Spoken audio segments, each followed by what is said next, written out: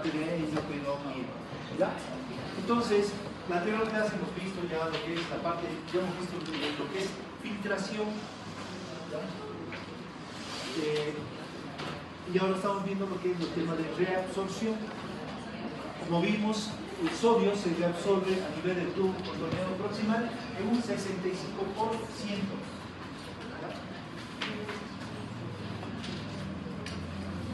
Vale, de la que dependía esta reabsorción del sodio a nivel del tubo contorneado proximal, que es el 65%.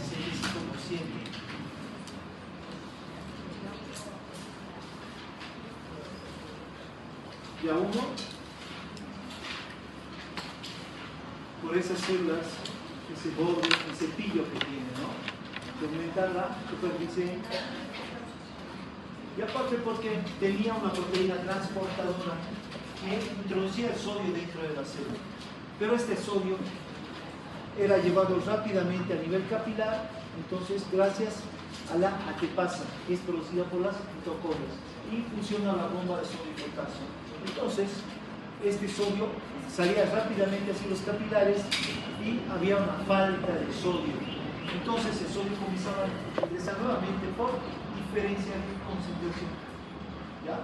De un lugar de mayor concentración a uno de menor concentración.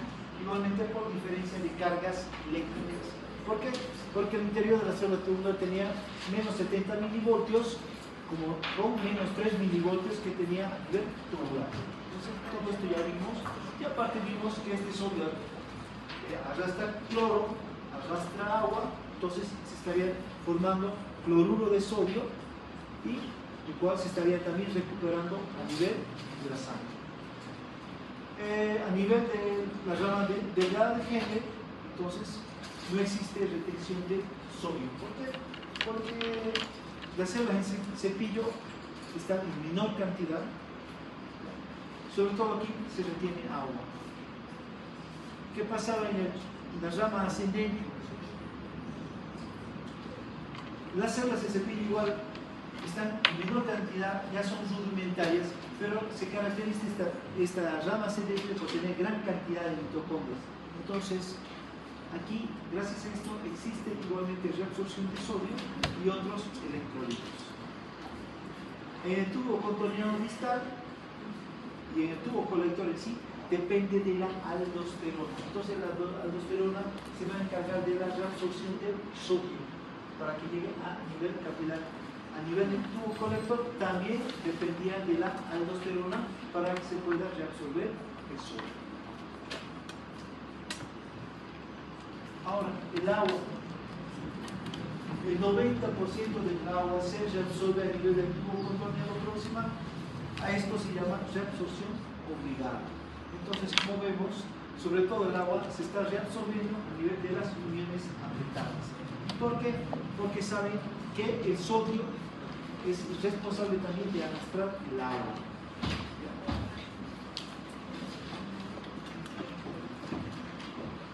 En las aldehides, a nivel de la sal delgada, como vemos aquí, igualmente existe reabsorción del agua, ¿ya? Pero no así del sodio. Y las ascendentes de Henle, tanto la delgada como la gruesa, son impermeables al agua, por lo tanto no se va a reabsorber. En el tubo contorneado distal, como sabemos, tiene un segmento se llama segmento de dilución, el cual es impermeable al agua. Y tiene otro segmento, que es el segmento interior, donde aquí actúa la hormona antidiurética. Entonces, la hormona antidiurética que también actúa en el tubo colector. Entonces, gracias a esta hormona antidiurética, se va a reabsorber el agua. ¿Ya? Esto se llama reabsorción facultativa. Entonces, si hay ausencia de hormona antidiurética, hay gran eliminación de agua. Entonces, se va a producir una orina diluida. En cambio, en presencia de la hormona antidiurética, se reabsorbe todo el agua y sería una orina concentrada. Entonces, donde hay más eliminación de solutos de electrolitos. Salud. la reabsorción del potasio, entonces, el potasio igual se va a reabsorber, ¿ya? Este potasio no tiene proteínas transportadoras en sí, ¿ya? Entonces, sobre todo se reabsorbe a nivel de la rama ascendente gruesa de Henle, como vemos, hay ingreso de potasio y este potasio, gracias a esta reabsorción que se produce a este nivel, va a llegar al nivel capilar. Entonces hay un ingreso directo del potasio para que sea reabsorbido a nivel de la rama ascendente gruesa de Henle. ¿Por qué? Porque esta rama ascendente gruesa se caracteriza por la gran cantidad de mitocondrios. ¿Ya? Entonces, gracias a esto puede reabsorber estos electrolitos. Pero sobre todo, a nivel de tubo contorneado distal, se produce secreción de potasio. ¿Por qué? Porque hay un intercambio. Se va a reabsorber el sodio y se va a secretar potasio para que sea eliminado por la orina. Entonces, el único órgano encargado de eliminar potasio es el riñón. Entonces, el riñón juega un papel muy importante en el equilibrio del potasio. ¿Ya? Entonces, lo que tenemos, ¿cuál es el principal estímulo para que haya producción de aldosterona? Es la hiperpotasemia. Cuando hay hiperpotasemia, va a haber secreción de aldosterona. ¿Dónde va a actuar la aldosterona? A nivel del tubo contorneado distal o a nivel del tubo colector. Entonces, ¿qué va a hacer esta aldosterona? Va a reabsorber el sodio y va a secretar potasio para que este potasio sea eliminado. ¿Ya? Entonces, esta es la manera de cómo se hace un equilibrio para que no exista una hiperpotasemia. Reabsorción de la glucosa. ¿Ya? Lo que tenemos que entender aquí muy bien es que como sabemos, el filtrado glomerular es de 125 ml por minuto. Entonces, eso es lo que se reabsorbe, sobre todo de líquido. Entonces, la glucosa, como saben, su capacidad de filtración es igual a 1. ¿Qué quiere decir esto? Que la glucosa se diluye en agua. Por lo tanto, lo que pasa de glucosa sería 125 miligramos por minuto. Entonces, a eso se llama carga tubular de glucosa. ¿Ya? O sea, la filtración de glucosa sería igual a 125 miligramos por minuto. Lo mismo que la filtración glomerular. ¿Por qué? Porque la glucosa se diluye en agua. Entonces, a nivel de tubo contorneado proximal, se tiene que reabsorber la glucosa casi en un 100%. Entonces, aquí tenemos lo que es el transporte máximo de la glucosa, lo que sería más o menos en 325 miligramos minuto. En los libros más o menos hablan entre 300 a 50 miligramos minuto, es el transporte máximo de la glucosa. Entonces le damos un término medio de 325 miligramos minuto. Ahora, si existiría hiperglicemia, una persona diabética que tiene glicemias de 400 miligramos decilitro de sangre, entonces la reabsorción de glucosa sería mucho mayor, pero la filtración de glucosa, entonces rebasaría esta carga tubular, no tendría 125, tendría 350, 400, entonces al rebasar el transporte máximo de la glucosa, o sea, la reabsorción de la glucosa, entonces no se va a poder reabsorber toda la glucosa. Entonces, ¿qué va a provocar aquí? Una glucosuria. ¿Qué es la glucosuria? Cuando escapa el azúcar, se encuentra azúcar en la orina. ¿Y qué pasa aquí? Esta glucosa va a comenzar a arrastrar agua. Es por eso las personas que son diabéticas, tienen hiperglicemia, se vence este transporte máximo de glucosa y se produce una glucosuria, estas personas orinan bastante. Hay aumento del ritmo diurético. Entonces, por lo tanto, estas personas la llaman una deshidratación intra y extracelular. El ion bicarbonato. ¿Qué pasa con el ion bicarbonato a nivel tubular? Como vemos, este ion bicarbonato que está en la luz de los túbulos, ¿ya?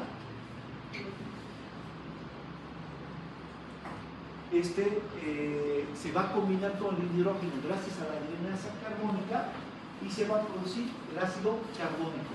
Pero llega un momento que no existe anhidrasa carbónica y este ácido carbónico se va a desdoblar en CO2 y agua. Entonces, este CO2 se va a recuperar, va a ser reabsorbido por la célula tubular, ¿ya? Y el agua se va a eliminar. Entonces, esta es la forma de cómo se reabsorbe el ion bicarbonato. ¿Por qué? Porque este CO2 dentro de la célula, más el agua, y gracias a la anhidrasa carbónica, nuevamente se va a transformar en ácido carbónico. ¿Ya? Entonces, esta es la manera de cómo se reabsorbe el ion bicarbonato a nivel de las células tubulares.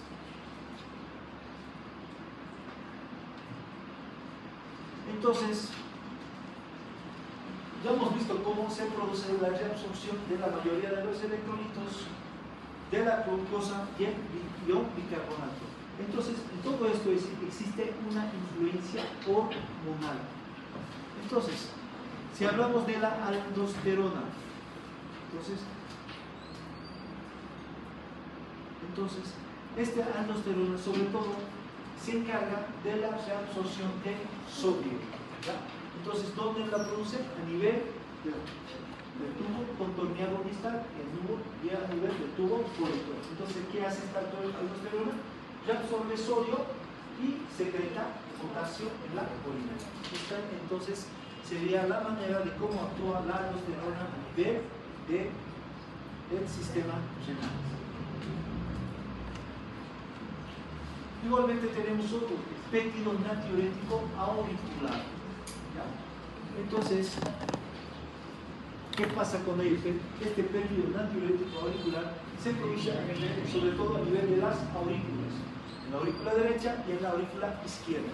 Entonces, cuando existe mayor cantidad de retorno venoso, existe mayor cantidad de llegada a las aurículas, entonces estas producen una distensión de las paredes de la aurícula y van a secretar el péptido natriurético auricular. Entonces, este péptido natriurético auricular, que sobre todo es secretado por la aurícula derecha, ¿ya? Entonces va a actuar sobre todo en el tubo contorneado distal y a nivel del tubo colector. ¿Qué hace este péptido? Se opone a la reabsorción del sodio, ¿ya? Por lo tanto, este sodio va a ser eliminado, ¿ya? Por lo tanto, arrastra agua. Entonces, va a aumentar la diuresis de las personas. ¿Para qué? Para disminuir este retorno venoso, ¿ya? Por lo tanto, va a haber mayor eliminación de sodio gracias a este péptido natriurético auricular. La hormona antidiurética. ¿Cómo sabemos la hormona antidiurética? O vasopresina es producida a nivel del hipotálamo. Igualmente, esta va a actuar a nivel del tubo contorneado distal y a nivel del tubo colector. ¿Qué hace? Reabsorbe agua. Entonces, favorece la reabsorción del agua. Angiotensina 2. Entonces, esta angiotensina 2 también es considerada como una hormona autocoide. ¿Por qué? Porque actúa a nivel del riñón. Entonces, sobre todo, ¿por qué? Porque va a producir, aparte de producir una vasoconstricción, actúa a nivel del tubo contorneado proximal. ¿Qué hace? Favorece la reabsorción del sodio. Entonces, es otra de las funciones de esta angiotensina 2. Y como ustedes saben, al reabsorber el sodio, igualmente va a arrastrar agua, transfiriendo agua. paratohormona. Como sabemos, la paratohormona también actúa a nivel del riñón, ¿ya?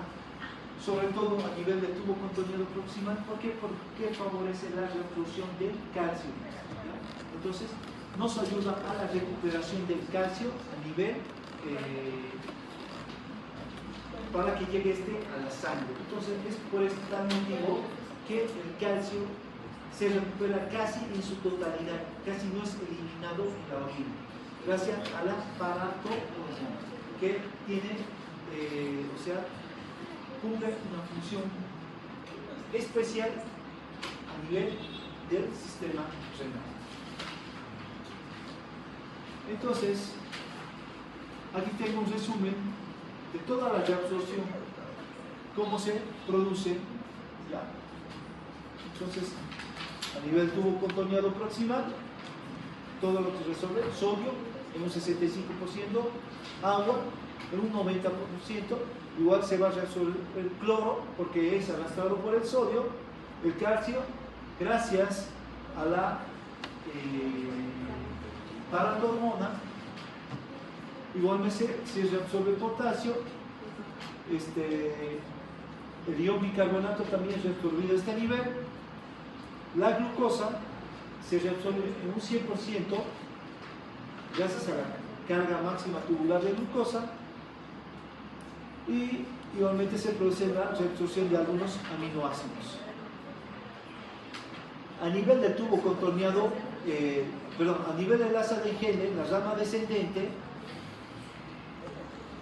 esta se caracteriza porque reabsorbe agua, ¿ya? Entonces, y una característica muy especial aquí es que ingresa sodio aquí en el asa descendente de Henle. ¿Por qué? Ya vamos a explicar aquí. Esto tiene que ver mucho con la orina diluida y la orina concentrada. Entonces, en el asa ascendente de Henle, sobre todo en el tubo, en la rama gruesa, como sabemos, hay reabsorción de sodio. Este sodio que se reabsorbe vuelve a ingresar en el asa descendente de Henle. Eso ya vamos a ver cómo lo hace. Ahora, en el rama ascendente de Henle, como sabemos, es impermeable al agua, tanto la rama delgada como la rama gruesa. Pero en la rama gruesa, por esa gran capacidad de mitocondrias que hay, entonces hay reabsorción de sodio y también se tiene potasio, calcio y magnesio. Ahora, a nivel del tubo contorneado distal y a nivel del tubo colector, la reabsorción de sodio depende de la aldosterona. Reabsorbe sodio y secreta potasio. Igualmente, para que haya retención de agua, depende de la hormona antidiurética. ¿Dónde actúa? Igualmente a nivel del tubo contorneado distal y a nivel del tubo colector. Entonces, aquí, este sector sí o sí depende de las hormonas. ¿Por qué? Porque las células en cepillo son rudimentarias y igualmente se caracterizan por tener pocas mitocondrias. Entonces, todo esto sería el resumen de cómo se produce la reabsorción. Y otra característica muy importante es que a nivel del tubo colector se produce la reabsorción de la urea. Entonces, para poder comprender todo esto, tenemos que saber sobre el mecanismo de formación de la orina líquida y la orina concentrada. Entonces, para comprender todo esto, tenemos que saber cómo medimos la osmolaridad. ¿Qué es la osmolaridad? ¿Quién entiende qué es osmolaridad? Mucho hablamos, por ejemplo, hemos hablado de osmolaridad como hemos visto sangre.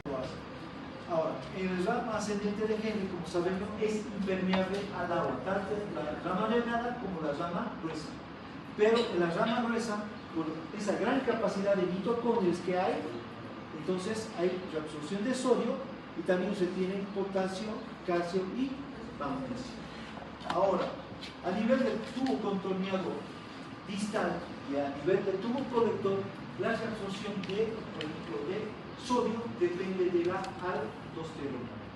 Se absorbe sodio y secreta potasio. Igualmente, para que haya retención de agua, depende de la hormona antidiurética. ¿Dónde actúa? Igualmente a nivel tubo contorneado distal y a nivel del tubo colector. Entonces, aquí, este sector sí o sí depende de las hormonas. ¿Por qué? Porque las hembras del cepillo son subimentarias y igualmente se caracterizan por tener pocas mitocondrias. Entonces, todo esto sería el resumen de cómo se produce la reabsorción. Y otra característica muy importante es que a nivel del tubo colector se produce la reabsorción de la urea. Entonces, para poder comprender todo esto, tenemos que saber sobre el mecanismo de formación de la orina diluida y la orina concentrada. Entonces, para comprender todo esto,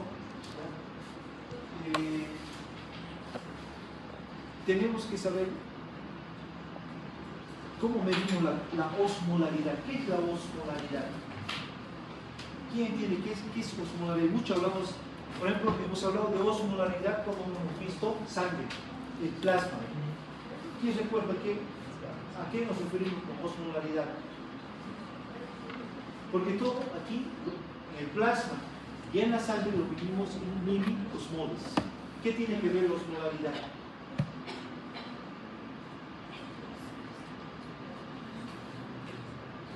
Lucía, ¿qué es osmolaridad? Ya, sí, es la relación, pero más o menos de qué estamos hablando.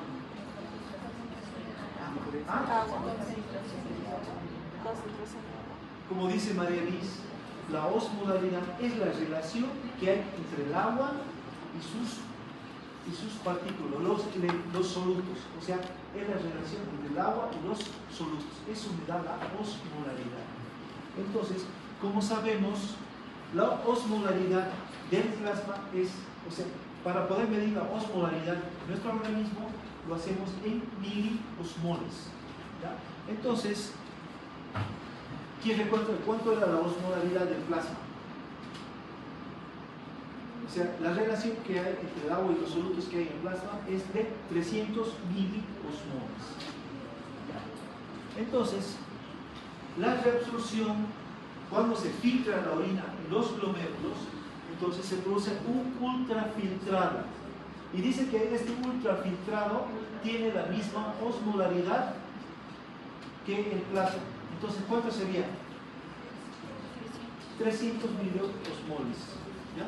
Entonces, como vemos aquí, en el tubo contorneado principal, pero el proximal tiene la misma osmolaridad del plasma, o sea, de 300 miliosmoles, o sea, la misma relación entre agua y electrolitos.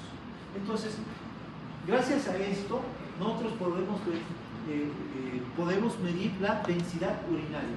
Ustedes, cuando vean un examen general de orina, hay una parte que dice densidad urinaria, y esto es lo normal, que va de 1,015 a 1,025. Es lo normal de la densidad urinaria. ¿Cuánto es la densidad del agua?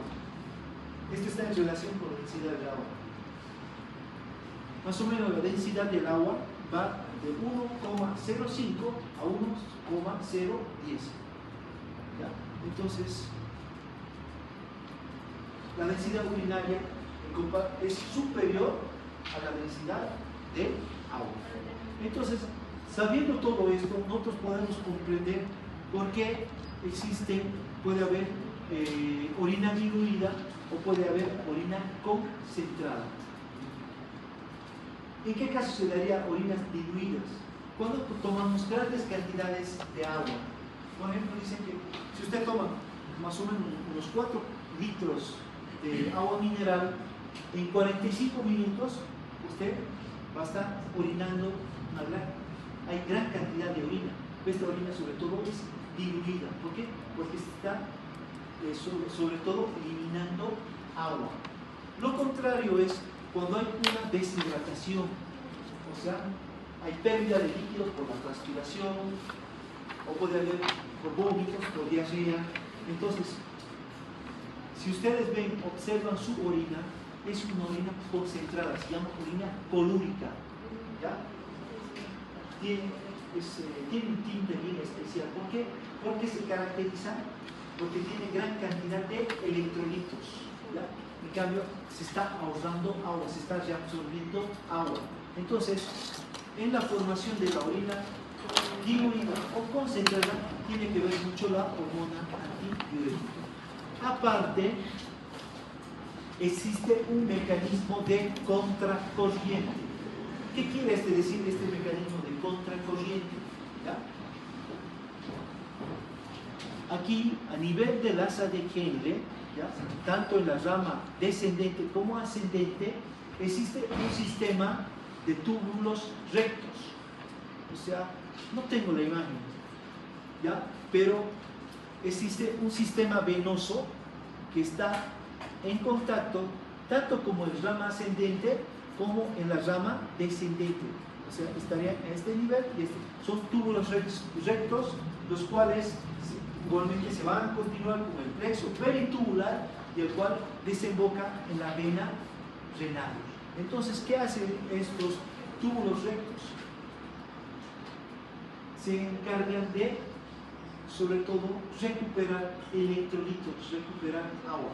Es lo que les explicaba hace rato. Por ejemplo, el asa ascendente de Henle, ¿ya? Entonces, como ustedes saben, tiene gran cantidad de mitocondrias. Entonces, y aparte es impermeable al agua, ¿ya? Entonces, gracias a esto se reabsorben electrolitos, sodio, potasio, magnesio, etc. Entonces, estos electrolitos que se reabsorben aquí van a pasar al espacio intersticial, de ahí pasan a este sistema venoso, ¿ya? Entonces, gracias a esto se produce un mecanismo contracorriente. ¿Por qué? Porque gracias a esto, el sodio, el potasio que se recupera aquí, magnesio, cloro, etc., va a volver y va a ser secretado en el tubo, en la rama descendente de Henle. Entonces, gracias a este mecanismo contracorriente, sobre todo se recupera el sodio. Es por eso que cuando hablamos de reabsorción y hablamos del tubo contorneado, perdón, del asa de Henle, la rama descendente, dijimos que se reabsorbe agua, pero se retiene sodio. ¿Por qué? Porque el sodio que ha sido recuperada en el asa ascendente vuelve a ingresar en el asa descendente.